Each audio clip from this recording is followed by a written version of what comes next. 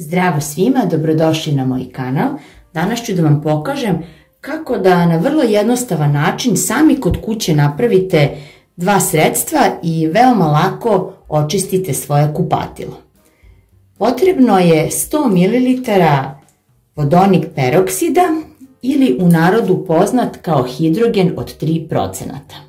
Zatim dodajte i 100 ml razređenog alkohola. Ja sam ovaj kupila u apoteci. Zatim dodajte 2 kašičice deterdženta za sudove.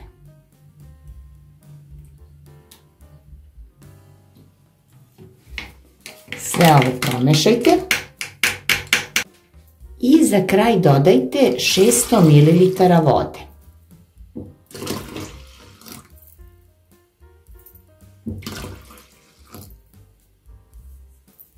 Promešajte još malo ovo sredstvo i sve je spremno za čišćenje našeg kupatila, odnosno konkretno sa ovim je najbolje da se očiste pločice. Uzmite jednu flašicu, treba da ima onaj raspršivač i sada uz pomoć levka sipajte pripremljenu tečnost.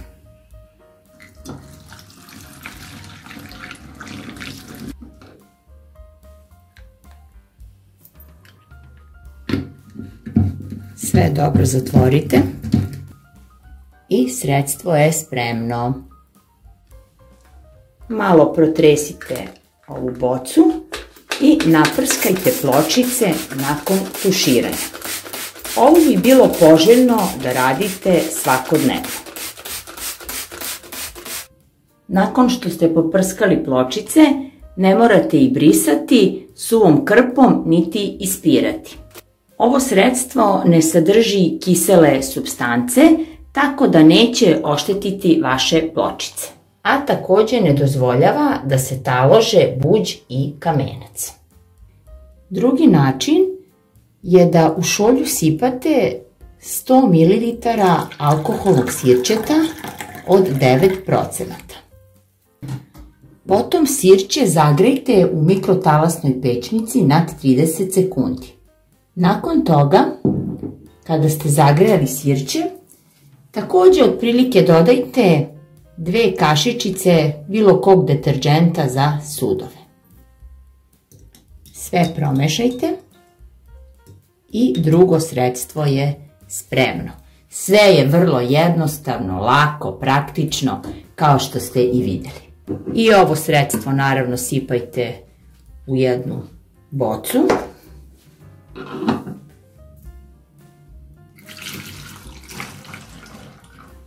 Zatvorite. I ova kombinacija je odlična također za čišćenje kade i sanitarija.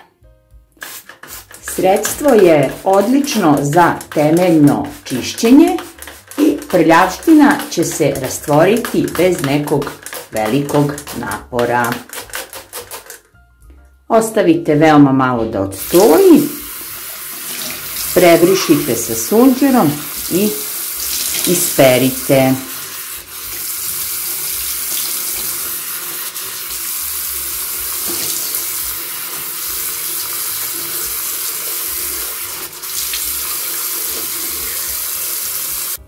Kao što sam i rekla, samo poprskajte pločice, sanitarije i zaštitno staklo na tuš kabini i nećete morati nedeljama da čistite vaše kupatilo.